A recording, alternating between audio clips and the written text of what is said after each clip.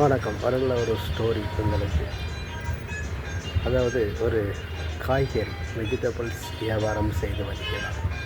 அவர் நாளடைவில் ஒவ்வொரு நாட்களுக்கும் ஒவ்வொரு ஏரியாவை கனெக்ட் பண்ணி வச்சுருக்குறாங்க. அப்படி ஞாயிற்றுக்கிழமை மட்டும் விடுமுறை விட்டுட்டு பாக்கி எல்லா நாட்களிலுமே ஒவ்வொரு ஏரியாவை பிரித்து வச்சுருப்பாங்க. இந்த லைனுக்கு போகணும், அந்த லைனுக்கு போகணும் அப்படின்னு சொல்லிட்டு. அப்போ அவர் சைக்கிளில் தான் எல்லா காய்கறியும் சாக்கு பை மாதிரி வச்சுக்கிட்டு எல்லா பக்கம் தொங்க போட்டு கிட்டத்தட்ட எல்லா காய்கறிகளுமே வச்சு கொண்டு போய் மக்களுக்கு கொண்டு போய் நியாயமான முறையில் விற்றுட்டு வரக்கூடிய ஒரு நபர் நம்ம இந்தியாவில் உள்ள ஒரு பிறந்த நபர் தான். அப்போ அப்படி செஞ்சுக்கிட்டு இருக்கும்போது ஒரு நாள் இன்னொரு புதிய ஏரியாவுக்கு போகிறாரு. புதிய ஏரியாவுக்கு போகும்போது அந்த இடத்துல எல்லா இதுக்கும் காய்கறி ஒவ்வொன்றுக்கும் ஒரு இலை வச்சுருக்கிறாரு.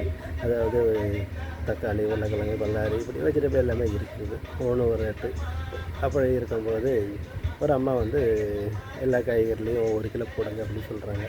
அப்போ ஒவ்வொரு கிலோ போடுங்கன்னும்போது எல்லாம் பார்க்கும்போது கரெக்டாக ஒரு 350 ரூபா வருது. அப்போ 350 ரூபா வரவும் அவருக்கு இப்போ கணக்கு 350 ரூபா பில்லு வருது. அம்மா 350 ரூபா தாங்க அப்படின்னு.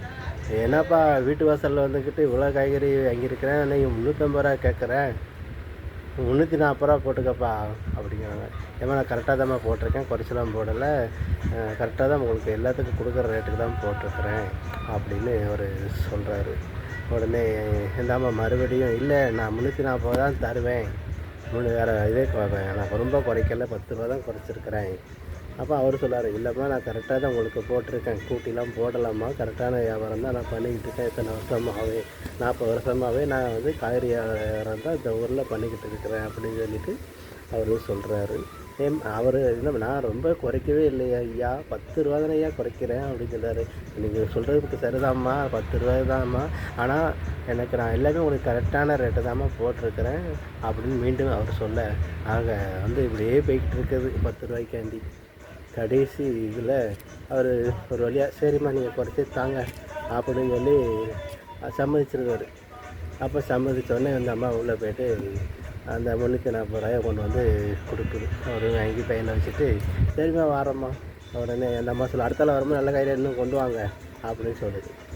சரிங்கம்மா அப்படின்னு சொல்லிட்டு ஒரு கிளம்பு அவதான் போகிறாரு. உடனே மயக்க மட்டும் கீழே விழுந்துருந்தாங்க.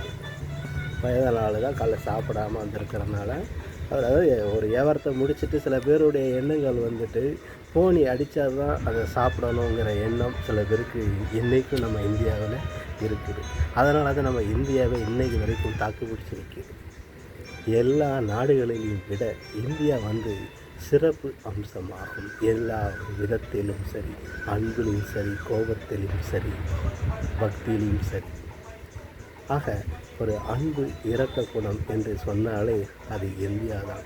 அதுவும் நம்ம மிஸ்டர் இந்தியான்னு கூட அழைக்கலாம், அந்த அளவுக்கு. அப்போ அவர் மயக்க போட்டு கீழே விழுந்த உடனே இந்த அம்மா உடனே வீட்டுக்கு டக்குனு ஓடி போய் தண்ணியை கொண்டு தொளிச்சு முஞ்ச தொளிச்சு, என்னையா சாப்பிட்டியா, என்ன சாப்பிட டைமா போய் தான் சாப்பிடணும் அப்படின்னு சொன்னால் அந்த அம்மா உடனே ஒரு 4 இட்லியை தட்டில் போட்டு சாம்பார் ஊற்றி சட்னி வச்சு தண்ணீர் பக்கத்தில் வச்சு சாப்பிடுங்கன்னு சொல்லி அவரை சாப்பிட வச்சு காப்பி தரத்தில் காப்பியை கொடுத்து எல்லாத்தையும் கொடுத்து அனுப்புது. உடனே இதெல்லாம் கவனிச்சுக்கிட்டு இருந்த பக்கத்து வீட்டு அம்மா, ஏம்மா 10 ரூபாய்க்காண்டி அந்த ஆள்கிட்ட எவ்வளோ சண்டை போட்டீங்க, இப்போ என்னடானா அவர் மயக்கம் போட்டு கீழே விழுந்துட்டாருன்னு சொன்ன உடனே இப்போ நீங்கள் நல்லா செலவு பண்ணி நல்லா இது பண்ணி அனுப்பி இதுக்கு அன்றைக்கி உங்களுக்கு 100 ரூபா ஆயிருக்கணுமா அப்படின்னு சொல்லுவாங்களாம்.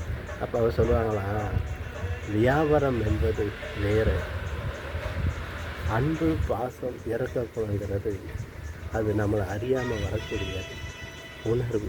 அந்த உணர்வை மதிக்கிற விதமாக இந்திய நாட்டில் உள்ள அனைவரும் மூலதனமாக நடந்து கொள்ள வேண்டும். முதலில் அதை செய்தாலே போதும், நமது இந்திய நாட்டை யாரும் சீர்குலைக்க முடியாது என்று இந்த கருத்தின் மூலமாக நெல்லை மாவட்டத்திலிருந்து வாசகம் ரிப்போர்ட்டர் சார்பாக இந்த கருத்தினை முன்வைக்கிறேன்.